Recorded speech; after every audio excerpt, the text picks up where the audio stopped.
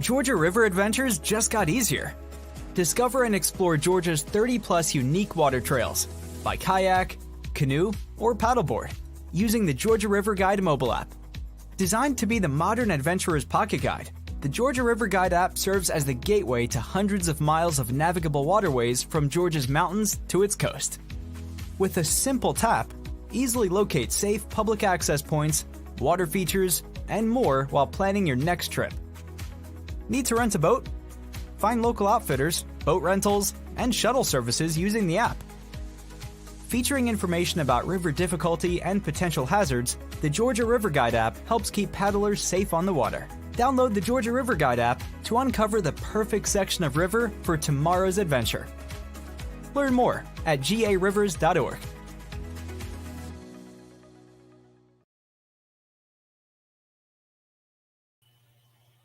Hello, Georgia paddlers. How are you tonight? My name is Andrea White. I'm with Georgia River Network, and I am so excited. You guys are in for such a treat tonight. I'm in total fangirl mode. I am here with Joe Cook and Suzanne Welander. Thank you guys for joining us tonight. Thanks for having us. Guys, if you have paddled any distance whatsoever on Georgia rivers, then you have somewhere along the way plumbed these guys' books for words of wisdom so that you would end up in the right place on the right river at the right time. We've got a couple slides here just to remind you of what they've done. Suzanne Welander is one of the authors for Canoeing and Kayaking Georgia. This is kind of if you were only going to have one book in your arsenal, this is the Bible. This is the one you would want. And Suzanne's in the process of finishing up the third edition coming out. You can pre-order it now. It's coming out in early June, right, Suzanne? Yeah, it sure is. I'm looking forward to it. Oh, I'm looking forward to it too. You promised to sign mine. And then Joe Cook, our own Georgia River Network's Joe Cook. We are so excited to have you, Joe, because not only have you literally written the book on 6 different Georgia rivers, you've got another one on the way. You are just for how many years now have you been organizing the Paddle Georgia trip every year? Well, we've been doing Paddle Georgia since 2005, and I guess we've been doing the guidebook since about 2012. And so we've got 6 now, and the Altamaha River Users Guide should be out next spring. So we're continuing to add to the list. Well, and of course, now what brings us here today, we are brought to you by the Georgia River Guide. It's our brand new app that we've just launched. So now people can get some pearls of wisdom, some of which came from Suzanne and Joe, among other stalwart resources. And you can download that now for free on the Apple or the Google Play Store. And what we want to talk about tonight is trip planning 101. And if you're going to talk about trip planning with the people who literally wrote the book on where to paddle in Georgia, I want to start by hearing from you guys. How did you all get started paddling? And, most of us, when we learn trip planning, we learn from our mistakes. So somewhere along the way here, tell me about one of your crazy stories that taught you about the importance of trip planning. Joe, why don't you go first? You want me to go first? Sure. Well, I got started paddling because I grew up near the Chattahoochee in Atlanta back in the 70s and 80s when you could go to the diving rock and women would take off their clothes and jump into the river naked. No, that's when I fell in love with rivers right there. Well, it's true. Anyway, and then later on, as I became an adult, I did a 100-day, 540-mile trip down the Chattahoochee River from the headwaters down to the Gulf of Mexico. And that kind of got me hooked on paddling and got involved with some of the river organizations. And one thing led to another. And here we were, almost 30 years later, still paddling rivers. So, but as far as a paddle trip that went wrong, many years ago, I got a call from a school that wanted to do a trip, maybe on the lower Chattahoochee. So I was familiar with that section of river, having paddled it on the big long trip. And I said, well, we could do a 6-mile trip down on the lower Chattahoochee. We could go through one of the locks down there. That'll be fun for the kids. It'll be an easy paddle. But what I failed to do is really look carefully at the river and the maps. There weren't as many good river maps back then as there are now. And what I thought was going to be a 6-mile trip turned into be like a 12-mile trip.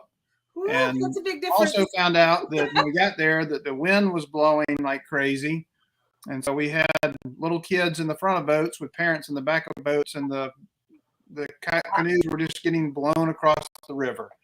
So it was a disaster. Who was running louder, the little kids or the parents? It was a bit of a disaster, but we had to change plans in the middle of the thing and do something a little different. Well, Joe, that's why you're such a great trip leader today, is that you've already faced all the big challenges somewhere along the way. I don't know about that. You know how to pivot. There's always more mistakes. Suzanne, how about you? How'd you get started? Well, I got started tubing in Arizona, and I have to say I never jumped off any rocks, Joe, just so you know. But I did fall in love with traveling on a river and being out in wilderness. It was so mind-blowing to me that the world was so beautiful seen from a river. I didn't have much occasion after for a long time due to career choices to get out on many rivers. But after I met my husband, it was 25 years ago, that he put me in the back of his canoe. And key point here, he did not look back. So I think y'all know the joke about the tandem canoe. It's called the divorce boat. Yeah. We managed to live through that. I got a lot of training after that point, and moved on to solo canoe. Well, and this is something that your husband and I have in common, in that we're both ACA instructors. Mm-hmm. So you've spent a lot of time around the training and hearing all the safety aspects, I'm sure, ad nauseum. What can you tell us about one of your trips that taught you the benefit of trip planning? Well, I must say I'm one of the benefits of instruction, because I've been able to learn how to paddle a specific way, and that's helped me move into being like a whitewater canoeist now. So I'll go out and paddle class 3 or 4 rivers and enjoy it. So my story I wanted to share with you today was one. It's kind of about preparation, but it was something that happened that hadn't been expected.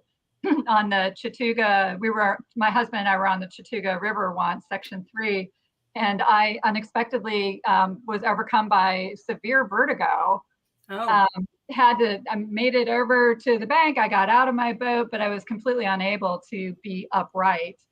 And then he paddled downstream and went and got help, but it was not until the next day that I was able to be extracted from the river by the raft that the outfitter brought to pick me up. And were y'all planning to be there overnight? No, we were not planning on being there overnight, and it was January. Oh. So I spent the night by myself on the side of this river. But I will say, we did not pack the one key thing that we wished we would have had that would have made it not an overnight odyssey for me, which would have been a cell phone. We didn't have cell phone coverage at the river, but we could have hiked up to the ridge and been able to call the outfitter that day and get some assistance. What we did have was fire starter, lighters, matches, down clothes. So I was plenty warm staying there, but I had to stay there longer than I expected. Well, these are the ways that we learn about trip planning, though, right? I mean, when you look at the map wrong and you end up doing twice the distance, sometimes that has impact on daylight if you don't have quite enough daylight to make that many miles, right? Or if something unexpected happens and you don't have the right gear or the right first aid kit or the right communication device to get yourself out of trouble. This is how we learn about what trip planning should entail. So when you guys are thinking about, planning a trip, what are the first 3 things that you think about? Suzanne, why don't you get us started? My first stop is to take a look at the weather forecast. And my favorite site for doing that is weather.gov, which is the official NOAA weather site. And what I really like about it is that they have some charts that will show hour by hour forecast. So you can see when that weather that they're forecasting for later in the day is likely to hit. the thing that I need to pay attention to too is not only is it going to rain or not rain, but is it going to be windy or not? Right. Encountering winds, especially if a river that you're on is really wide, can make for a really awful day. Or if you're on a lake or any version of open water, I mean, the wind will change the nature of the day you have. Yes.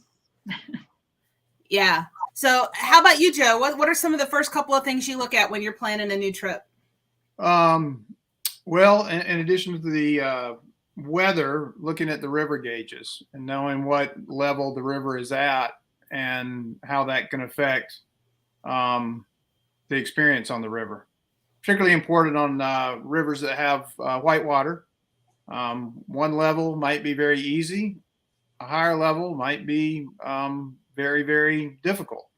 So looking at those stream gauges, the USGS real-time water data, it has stream gauges for all of Georgia's rivers. Of course, on the Georgia River Guide app, there's direct links for those rivers that are on the app. You can look at the stream gauge, and knowing what the stream gauge is and how fast the water is moving is very important.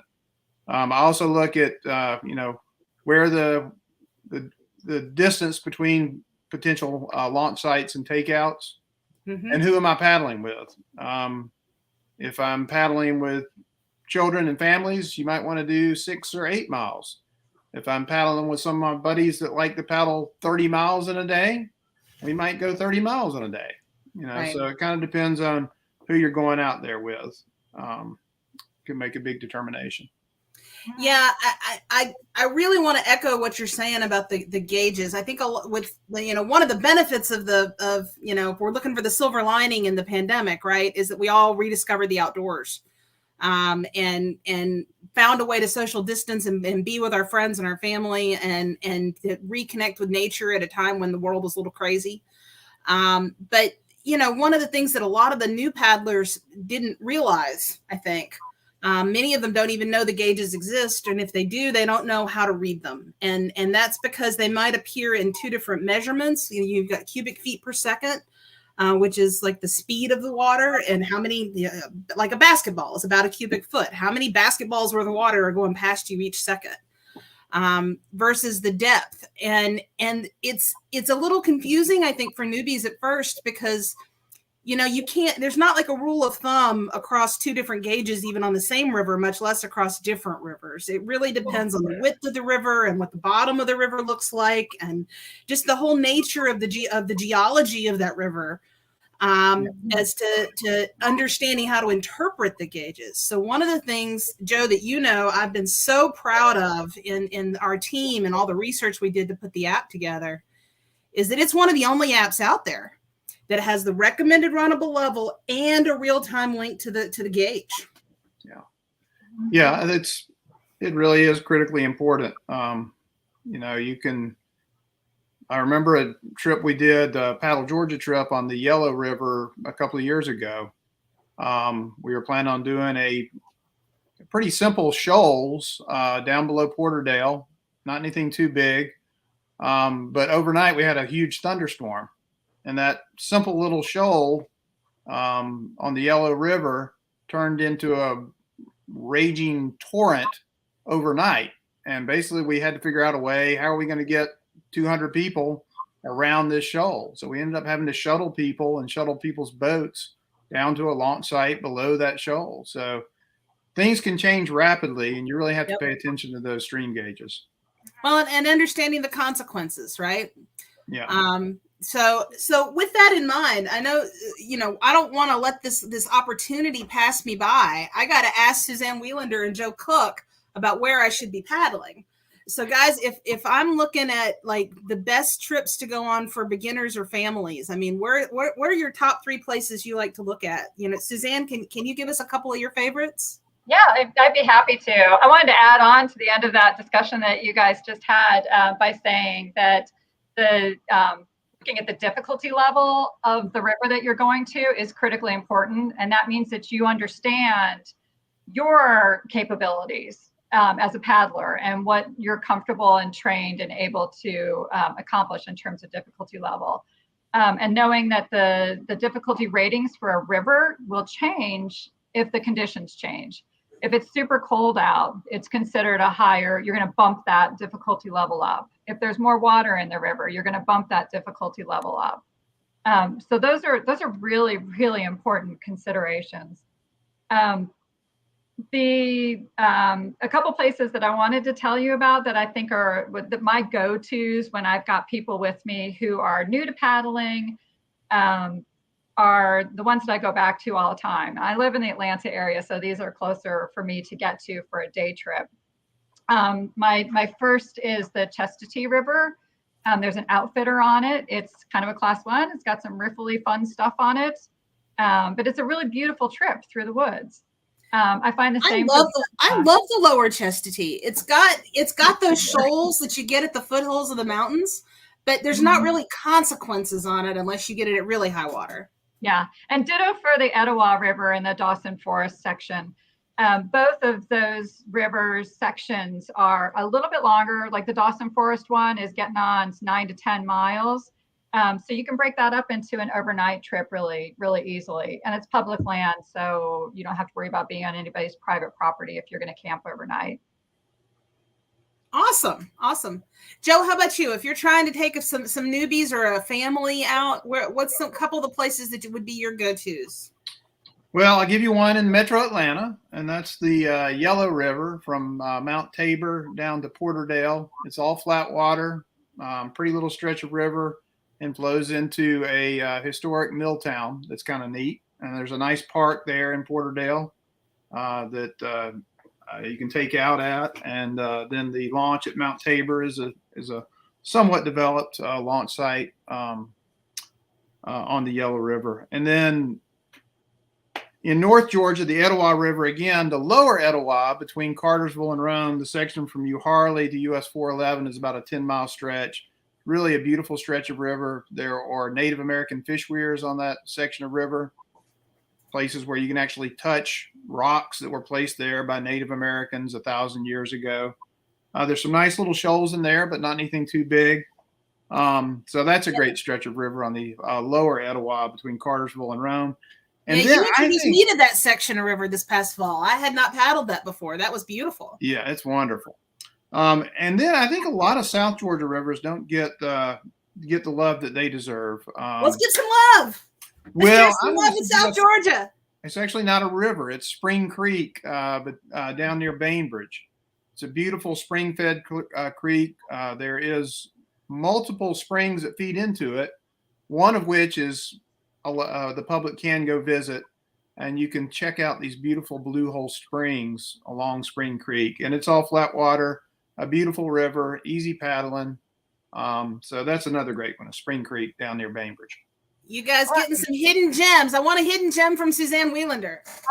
I want to give some props to the Little River in South Georgia. We had a wonderful trip on the Little River recently, and there's a lot of sandbars on it. So if you're paddling with people who are going to need to take breaks a lot, like smaller kids, there's a lot there to pull. It's easy to pull over to the side. But one of my other go-tos that I really enjoy was one of our last trips that we took with 2 paddlers who were 9-10 years old doing their first canoeing trips. Okay. It was on the Ohoopee River. So I go back there time and time again. And Joe, I know it's going to be in your new book, so I'm so excited to get that one. But, we only planned to give you an idea how much little guys are going to be able to paddle by themselves in a day. The whole trip was 12 miles with 2 nights on the river. So we figured we could cover about 4 miles with them soloing each day. And that was, frankly, it was pushing it a little bit. So yeah. That's a really important consideration. Mm-hmm. I'm sorry, go ahead, Suzanne. I was going to say, I was just really happy with that choice that we made, not to bite off too much, not to choose a river that was too tiny, which we do a lot, and not to choose one that was so wide or too twisty that would really be demanding and frustrating for them to be paddling like that. Right. And the water level was a good level. It was not super high. It was not super low. It was not pushy. So we hit it just right. Oh, it sounds like a great trip. So we talked a little bit about some of our favorite pieces of gear. Having a cell phone. I mean, so many of the places that we paddle in Georgia are connected to. I mean, they're not in the middle of nowhere. They are connected to civilization. So having a cell phone is a critical thing. But other places we might have a different kind of communication device. If we were out on the ocean, we might have one of the radios. But what are some other pieces of gear that we think about? I love my dry suit. So tell the newbies why it's worth the money. It's like $1,000 purchase, but it's the only one you will ever buy. Kokatata is the manufacturer, and if your Gore-Tex starts going bad, they will replace that whole thing for you. And I've gone through 2 of them now. But I tell you what, we have in Georgia, our best seasons for paddling are the winter and the spring, because that's when the water is hitting our rivers and there's not a lot of water being sucked up by all the trees. But that also means the water's really cold.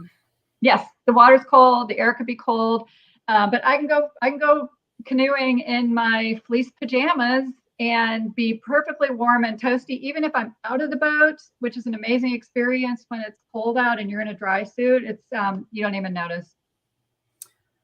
So Joe, how about you? What's your magical, mystical piece of pixie dust gear? Well, that would be pixie dust. I mean, I think, the things that we always take on the river, Suzanne mentioned the big one is clothing. Wear the right clothing.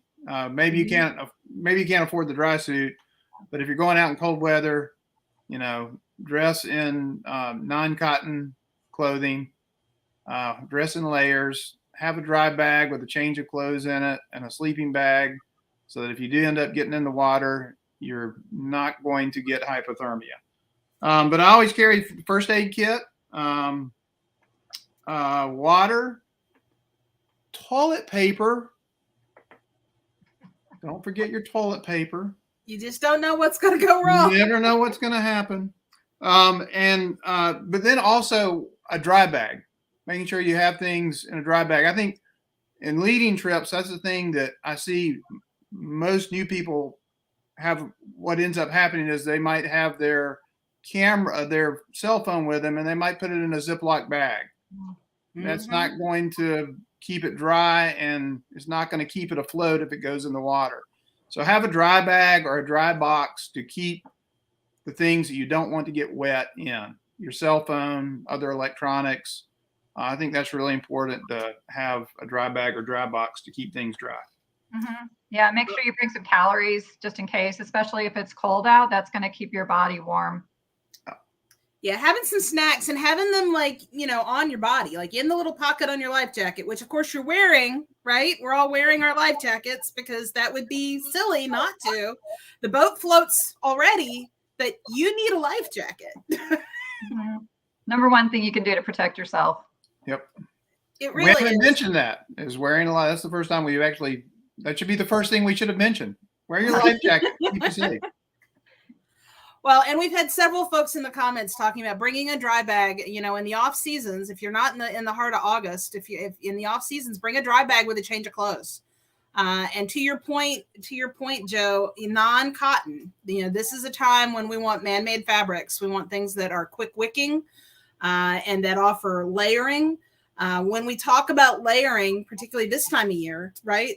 We talk about having a wicking layer and then an insulating layer, which would be like fleece or wool, and then having a water repellent layer. So if you aren't ready to make that purchase for an actual dry suit, there are ways you can use neoprene and wetsuits and layer with those. But you can also layer with other things, and you can layer with fleece and with wool and with a water repellent layer over it. And that'll get you through, and particularly in Georgia, where we don't necessarily have quite as extreme colds most of the year. That'll get you through most paddle trips, as long as you've also got the other emergency gear just in case. I really like to have I bring those little Mylar space blankets. I always have at least one or two of those in my life jacket in my first aid kit. Because that's gonna, if somebody's really about to be hypothermic, that will help them, reflect their body heat. And you can even take their life jacket off, put that around their body, put their life jacket back on over it, and help get them out of the river that way. So, yeah, we're getting all kinds of great comments, guys. People talking about having your whistle, having an extra paddle, definitely hydrate. That's all good advice. The whistle's actually legally, talk to Coast Guard, required by law. You're supposed to have a sounding device. And I keep mine where it's handy, so I don't have to go dig for it in a pocket. It's right on the strap of my life jacket. So that if I need to signal somebody that I'm having an unexpected out of boat experience, it's not anything I have to think about. And what is the universal distress signal with the whistle? 3 blast. Right. 3 blast. And here's the trick question, because people will tell you the wrong answer on this. They don't mean to. They're well-intentioned. But if you only hear 2 blast, the correct answer is there is no signal for 2 blast. Assume it was 3. So, okay, guys. Well, let's keep going because we've talked about an awful lot of great things. If we have any questions from the audience, then please pop them in there. I want to definitely take advantage of the fact that you guys actually have Joe freaking Cook and Suzanne Amazing Welander here to answer your questions. So this is the time if you want to ask them about their hidden gems to really dig in on those questions.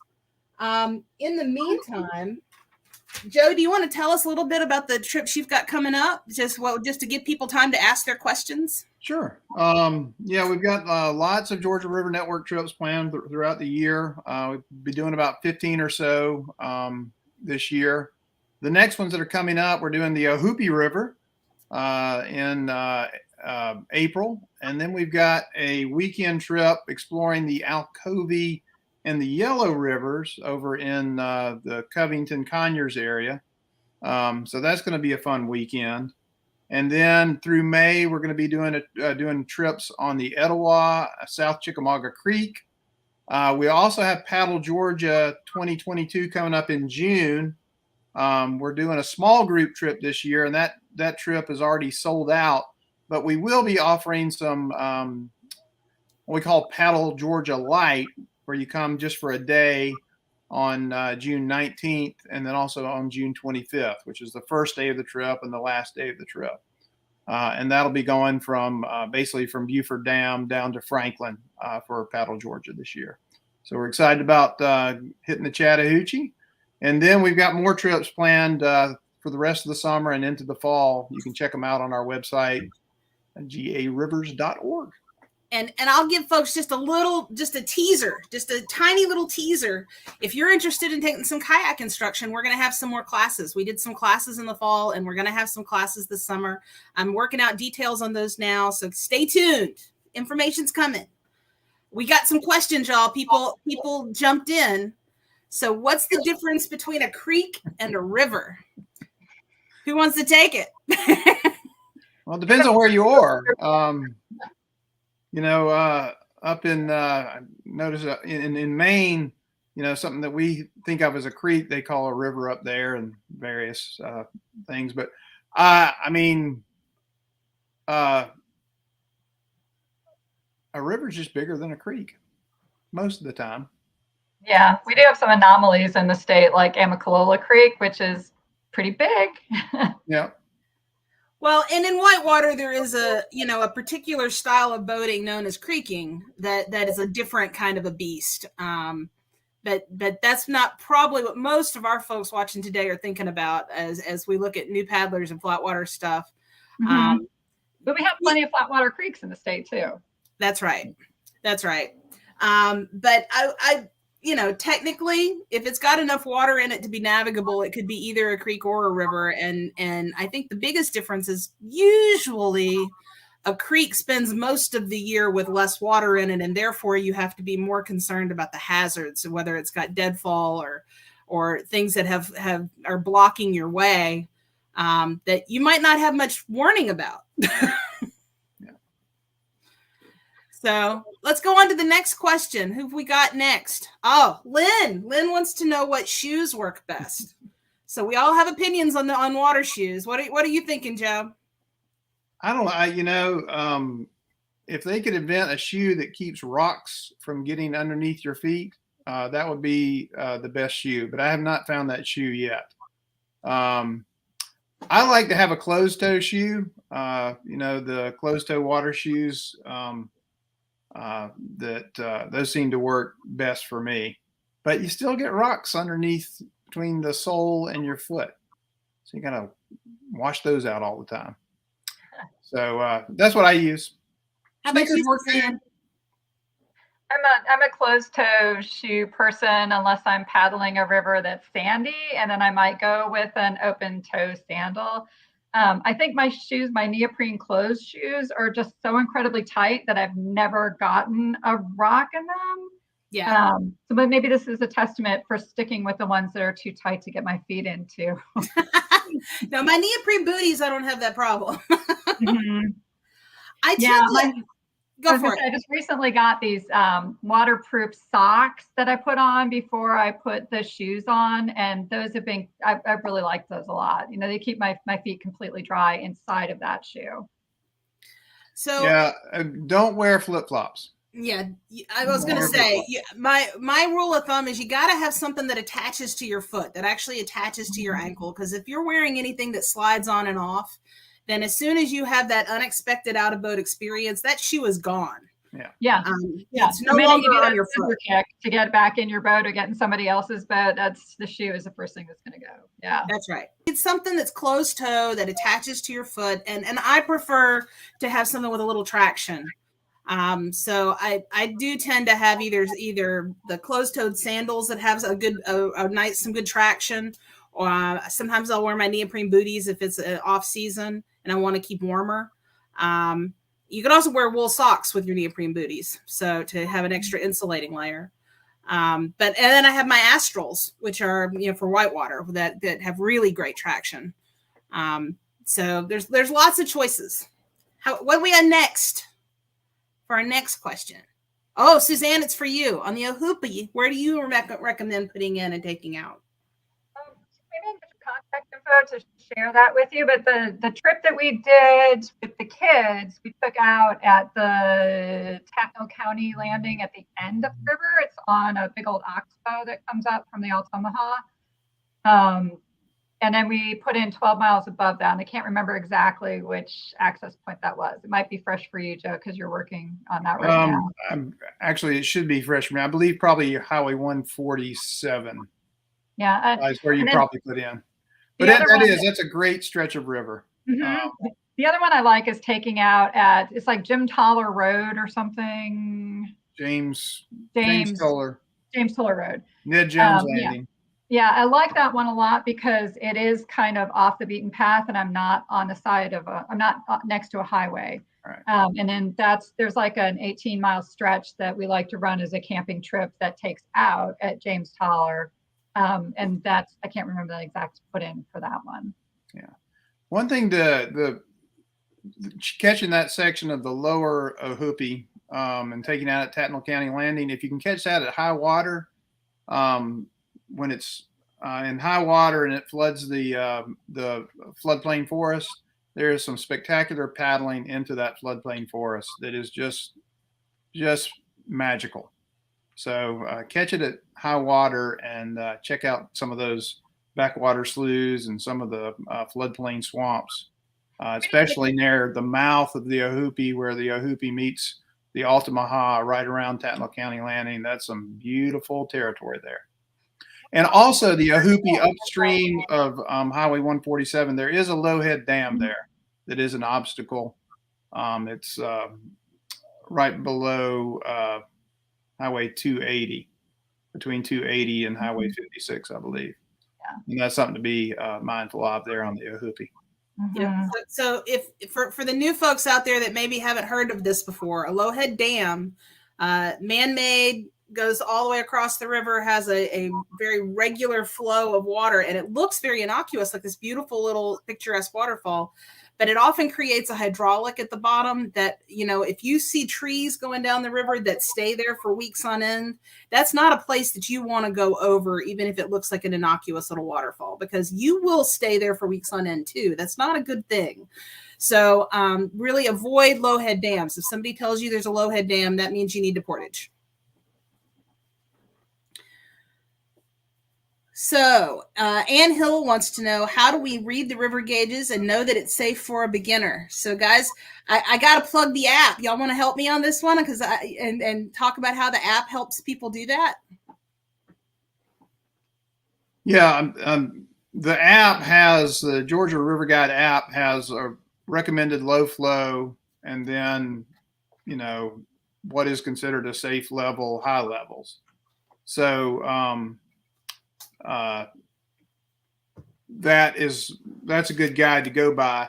If you're looking at the gauge and you see a real high spike where the gauge jumps up and you're thinking about paddling, you want to avoid those spikes where the river goes up really high. And you want to, you know, look at the gauge and try to find, okay, this is kind of a steady flow for this time of year. That's what I'm looking for, and avoid those big spikes that go up. Mm-hmm. I guess does that make sense, Suzanne? I don't know. Yeah. Yeah, I was going to say, well, a lot of times what I'll do is the USGS site where you can find a lot of these gauge levels that you can get to from the app. It'll typically show a 1 week's worth of data, but you can choose a different time frame and look at it over a month or 2 months or a year and see how fast does it go up and how fast does it come down. In general, the South Georgia rivers are going to have a much more gradual coming up and going down pattern than anything that's near a city that is going to experience urban runoff, which is going to accelerate that flow into the river, or some of these mountain streams where they're in a deeper valley where they're going to come up really quickly, but maybe not go down quite as fast as an urban stream would go down. Another great resource is local outfitters. If there's a local outfitter that works that river, call them up before you go and say, hey, what's the water level like? Is it good for paddling? And they'll tell you, oh, no, it's too low. You'll be dragging your boat. Or, well, it's really high. A lot of the whitewater paddlers like it, but if you're a beginner, you probably don't want to get out there. So check with the local outfitters. They know the river, and they can give you good advice. Mm-hmm. Exactly right. Exactly right. So what's our next question here? Oh, for intermediate paddlers, how do you recommend, or where can we learn more advanced skills like paddle techniques and strokes? Well, for depending on what you mean, Ryan, by intermediate, in my classes, you can learn some of the entry level stuff on Class 1 rivers. If you're looking for whitewater instruction, I would probably send you to either Georgia Canoeing Association or to the Whitewater Center down in Columbus. We've got some great instructors all across the state, and folks that are doing private lessons and club lessons and lessons at universities. And there's a lot of great places to get training. And I would love to hook you up with whatever it is you're looking for specifically, because I'm just a huge proponent that if you're a passionate paddler and you want to improve your skills, then we should put you with the right instructor to meet your needs and improve your skills. Mm-hmm. Make sure you get an ACA certified instructor too. Mm-hmm. That's going to tell you exactly what you need. They have a lot of specific information about how to train someone based on their skill level and where they need to go. And the Georgia Canoe Association is particularly active in the Atlanta area. And so you can connect to them by email, or they have a Facebook social media kind of channel. Absolutely. That's another great resource to get connected with other paddlers and get connected with instruction as well. They hold roll clinics throughout the winter, like every week too, so you can learn how to roll your boat.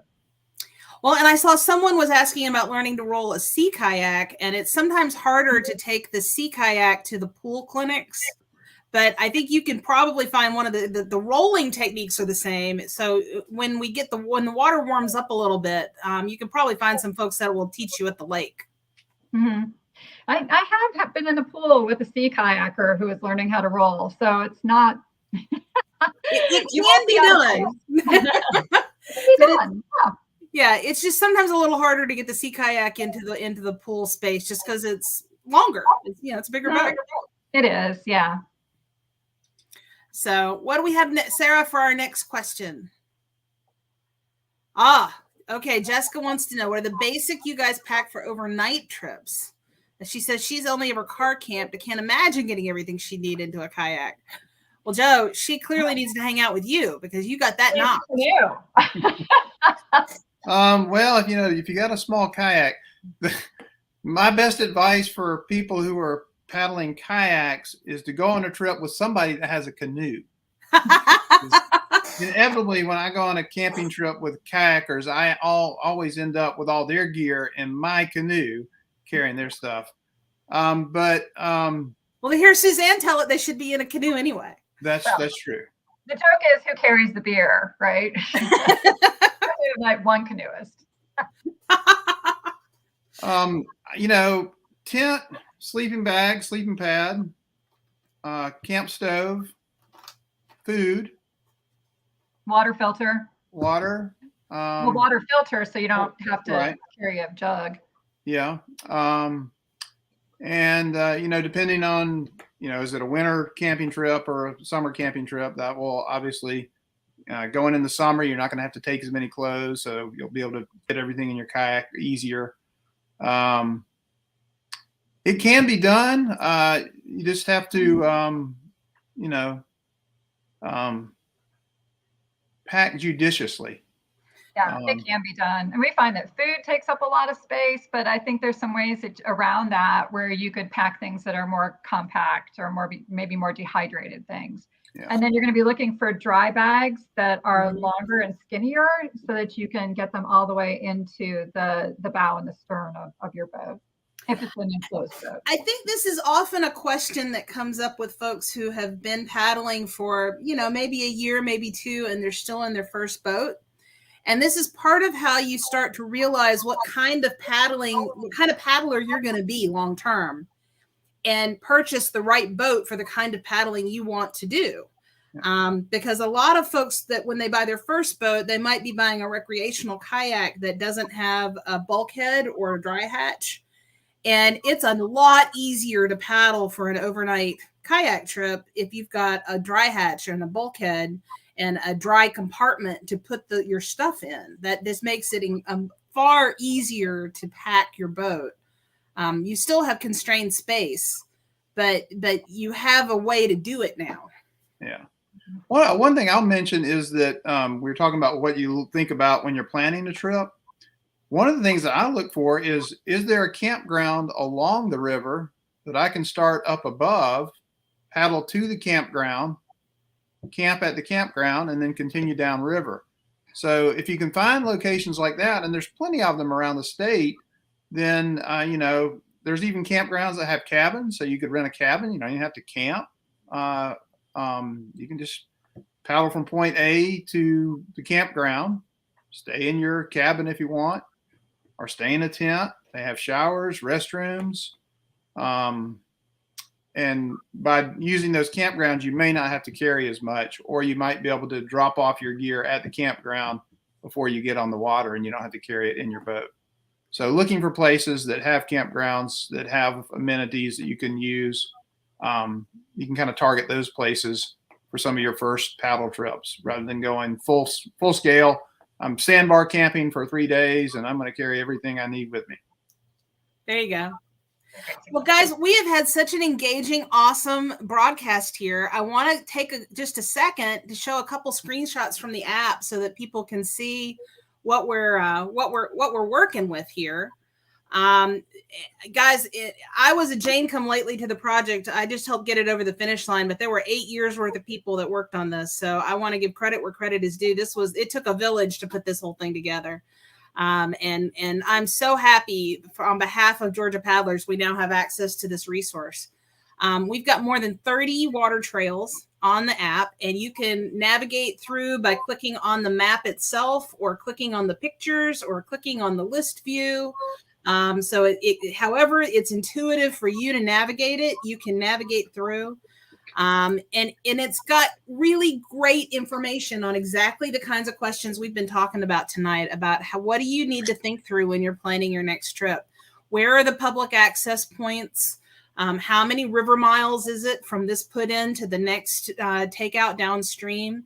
What are the recommended runnable levels? And where's a real-time link so I can see what the level is on the water right now? and understand what I'm about to get myself into. Understanding the level of difficulty and if there's any specific river rapids or obstacles, it's got that information in there. But it also tells you things like, if I need to rent a boat or I need to get a shuttle service, where are the outfitters on this river? Who do I call? And how do I, give me a link to their website real quick so I can just go ahead and make a reservation. Are there any cultural or historic points of interest? What kind of amenities are available? One of the ones I know that the kayak fishing guys get real excited about is understanding whether or not this access has a concrete boat ramp so that I can put my trailered boat right down into the water and not have to carry it down a flight of stairs. That information is on the app to tell you what kind of launch is available at that location. So it's just a plethora of good information that we are so proud to be able to offer to our community of paddlers. And we hope that you will use it and enjoy it and tell your friends, and just share the love. It's free. Download it, share the love, tell everybody how great it is. Definitely get the app, because one other plug that I wanted to give Georgia River Network is that if you're just getting started paddling, that the water trails that Georgia River Network has helped pull together that you can access through the app are the easiest way to go about it. Since gone are the days, the days are disappearing of when we would pull over on the shoulder of a road and clamber down the side underneath a bridge with all of our gear. The water trails tend to have developed access points where there's parking and lots of space to stage your trip and perhaps even a porta-john available. So it makes it so much easier. Thank you. It even tells you if there's a picnic area. Mm-hmm. Well, a caveat here, though, if you download the app, you then have to go and purchase a book, a printed book. Either Suzanne's book, which is the Bible that gives you all the basics of where the launch and takeout sites were for all the rivers all across Georgia, or by one of the Georgia River Network guidebooks, which are specific to rivers, that has lots of juicy historical and cultural information about that river. So guys, both of these authors were gracious enough to allow us to cull nuggets of information out of their books into the app.